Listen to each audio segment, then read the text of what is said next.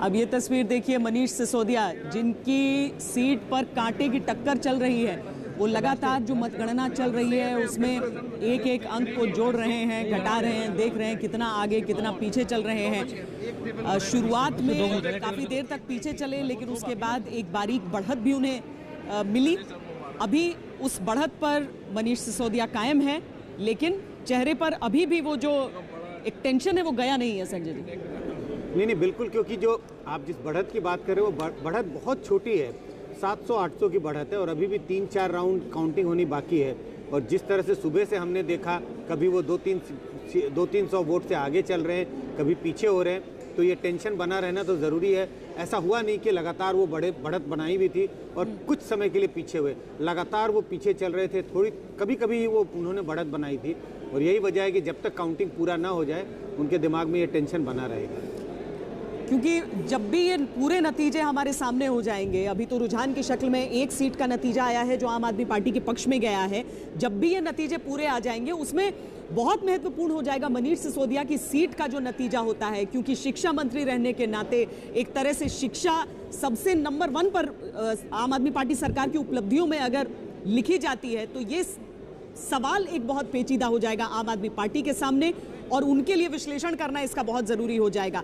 लेकिन संबित पात्रा जी, तो बड़ी मजेदार बात है, शिक्षा के जब हम बात करते हैं कि दिल्ली में शिक्षा व्यवस्था किस तरह से ठीक की गई, उसमें 2 नाम है, मनीष सिसोदिया और दूसरा आतिशी का नाम आता है। आतिशी भी अपने कंस्टिट्यूंसी में बहुत देर तक स्ट्रगल करती रही, हालांकि अब वो 2-2.5 हज़ार वोटों से आगे हैं। और दूसरा मनीष सिसोदिया, हम दोनों को देख रहे हैं, दोनों अपने चुनाव जीतने में उनके बहुत जद्दोजहद करनी पड़ रही है। अब ये इसका क्या खेल है ये हमें समझना पड़ेगा। इसका मतलब बिल्कुल स्पष्ट है कि चुनाव जीतना एक अलग तरीके की कला है और विकास करना एक अलग तरीके की कला। लेकिन इसका ये मतलब नहीं कि जो काम उन्होंने किया उसका असर एक पूरे क्षेत्र में नहीं पड़ता है। लेकिन किसी एक विधानसभा की डेमोग्राफी क्या है, उसका कास्ट कॉम्बिनेशन क्या है, उसके रिलीजियस कॉम्बिनेशन क्या है, जेंडर कॉम्बिनेशन क्या है, आपके खिलाफ उम्मीदवार और आपके खिलाफ उम्मीदवार कौन है, उसके साथ वॉलंटियर फोर्स कितनी बड़ी, कार्यकर्ता कैसे हैं, तो कई चीजें होती हैं जिसकी वजह से आदमी जीतता या हारता है। और ये बहुत 2 एग्जाम्पल बहुत स्पष्ट जीतना ही और पटपड़गंज का और कालका जी का दोनों एक एग्जाम्पल बहुत। संबित पात्रा भी हमारे साथ इस समय बने हुए हैं। संबित, जो चुनाव प्रचार की रफ्तार शुरू हुई तारीखों के ऐलान के कुछ दिन बाद, जिससे पहले तक लग रहा था कि भारतीय जनता पार्टी कंपटीशन में नहीं है, आपको लगता है कि अगर थोड़ा सा पहले आपने शुरू किया होता तो आंकड़ा थोड़ा सा कम से कम थोड़ा एक टफ फाइट देने पे आप लोग कामयाब हो पाते आम आदमी पार्टी को दिल्ली में?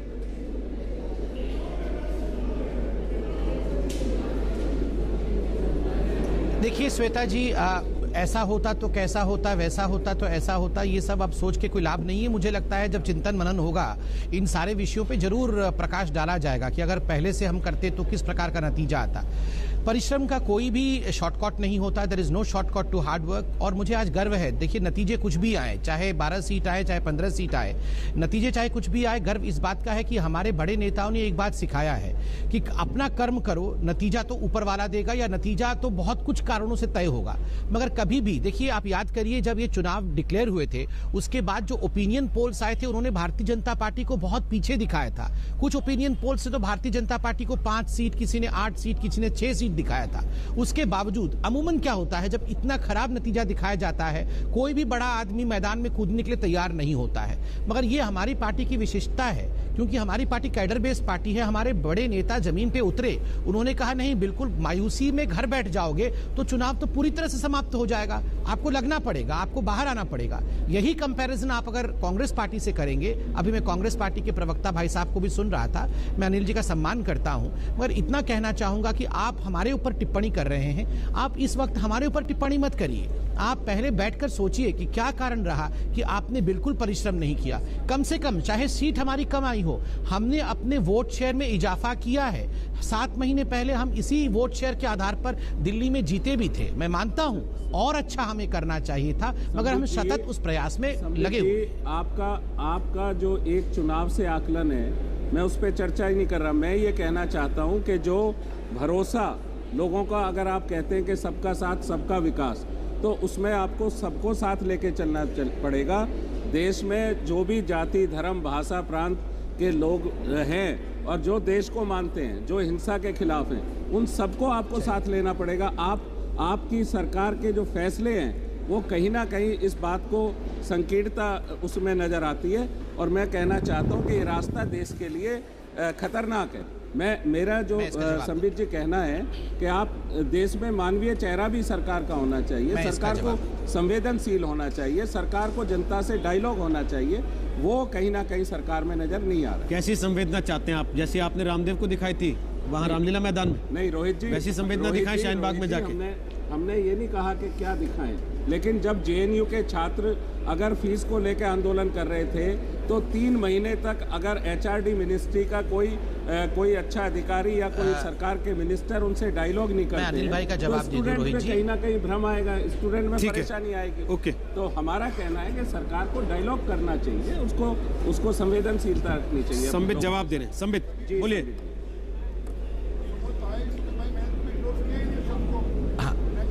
रोहित जी, ये जो हमारे ऊपर आज आक्षेप लगाया जा रहा है, बहुत लोग हमें कह रहे हैं कि देखिए हमने कम्युनल कर दिया इस पॉलिटिक्स को, हमने नफरत की राजनीति की, हमने हिंदू मुसलमान को बांट करके दिल्ली की राजनीति करने की कोशिश की। रोहित जी, आप हो, श्वेता जी हो, अंजना जी हो, आप सब लोग तो बहुत अरसे से हिंदुस्तान की राजनीति को ऑब्जर्व कर रहे हैं। आप मुझे एक दिन बताइए जिस दिन आम आदमी पार्टी, कांग्रेस पार्टी ने कहा हो वाह भारतीय जनता पार्टी ने इस चुनाव में बड़ी प्रेम की बातें की है, भारतीय जनता पार्टी नफरत की राजनीति नहीं करती है। शुरू से जब से भारतीय जनता पार्टी बनी है, कांग्रेस पार्टी का आक्षेप भारतीय जनता पार्टी पे यही रहा है कि हम बांटने की राजनीति करते हैं, नफरत की। हम अगर चुनाव जीत भी जाएं, आप याद करिए उत्तर प्रदेश में 325 सीट मिले, उस समय हमारे ऊपर आम आदमी पार्टी का भी और कांग्रेस का आक्षेप था कि हमने ये जीत हिंदू मुसलमान करके हासिल की है, हमने नफरत के माध्यम से जीत हासिल की है। तो हम जीते तो भी नफरत, हम हारे तो भी नफरत। तो ये तो हर विषय पर एक ही एलिगेशन लगाते हैं कि हम हर विषय को हिंदू मुसलमान करते हैं। ये हकीकत नहीं है। शाहीन बाग का विषय हिंदू मुसलमान का विषय नहीं था, वो देश के साथ खड़ा होना या नहीं खड़े होने का विषय था। नहीं संबित जी, जो सरकार के जिम्मेदार चुने हुए लोग हैं, जो मिनिस्टर हैं, अगर उनके मन से नारे लगते हैं तो वो कहीं ना कहीं उसको देश देखता है। हमारा ये कहना है कि आप की सरकार, जो जब लोगों ने सरकार को चुना है, आपकी सरकार भी, भाजपा की सरकार भी चुनी हुई सरकार है, लोगों ने उसको जनादेश दिया है, हमने उसका जब जनादेश मिला है तो उसका स्वागत किया है, लेकिन उस सरकार को संवेदनशील होना चाहिए। विपक्ष में जो हमारी जिम्मेदारी है कि अगर आप ठीक नहीं कर रहे हैं तो हम तो उंगली उठाएंगे, अगर सरकार से असहमति अगर नहीं व्यक्त करेंगे तो फिर लोकतंत्र कहाँ है? फिर तो आप सबके बीच हम बता दें, दिखा दें अपने दर्शकों को कि आम आदमी पार्टी के पास अभी 60 सीटें जाती हुई दिख रही हैं और भारतीय जनता पार्टी का आंकड़ा जो 12 से 11 और उसके बाद अब 10 पर सीमित दिखाई दे रहा है। और इस सब के बीच आप राघव चड्ढा को जश्न मनाते हुए देखिए तस्वीरों में। वो आम आदमी पार्टी के दफ्तर में जैसे ही पहुंचे थे वैसे ही विजय के नारे लगने शुरू हो गए थे और अब उन्हें कंधों पर उठाकर केजरीवाल सरकार के जो मंत्री रहे, मंत्रिमंडल में जो रहे, वो सब जीतते हैं या नहीं, इसका बहुत इंतजार था सबको। 67 सीटें पिछली बार, इस बार भी 60 का आंकड़ा छूते हुए आम आदमी पार्टी नजर आ रही है। दीपक वाजपेयी जी हमारे साथ जुड़े हुए हैं आम आदमी पार्टी की तरफ से। दीपक वाजपेयी जी, 60 अब छूने लगे हैं, लेकिन अभी भी अरविंद केजरीवाल का इंतजार है, ये भी 3 बजे आ रहे हैं।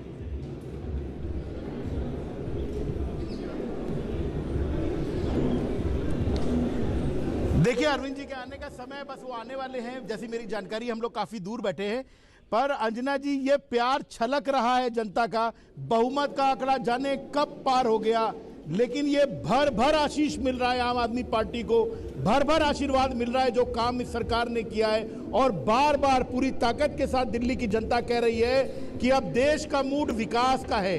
असली राष्ट्र निर्माण स्कूलों में होगा, जब बच्चे साइंटिस्ट बन के दुनिया में अपना नाम करेंगे, जब खिलाड़ी बन के अपना नाम करेंगे, तब वो असली राष्ट्रवाद है। तो ये एक बड़ा सीधा संदेश है जो मुझे लगता है हमारे साथी जो भारतीय जनता पार्टी में है वो भी अब इस राजनीति को ज्वाइन करेंगे और हमें हमारे काम की कसौटी पर कसेंगे। हमारी देश में सरकार उनकी है दीपक जी, और देश में उन्होंने दूसरी बार अपनी सरकार बनाई है, इसीलिए एक प्रदेश से तुलना न करें। हम सिर्फ दिल्ली की बात कर लें कि दिल्ली में आपने हराया है और बहुत बुरी तरीके से हराया है भारतीय जनता पार्टी और कांग्रेस को। एक ब्रेक के लिए रुक रहे हैं, देखते रहिए आज तक।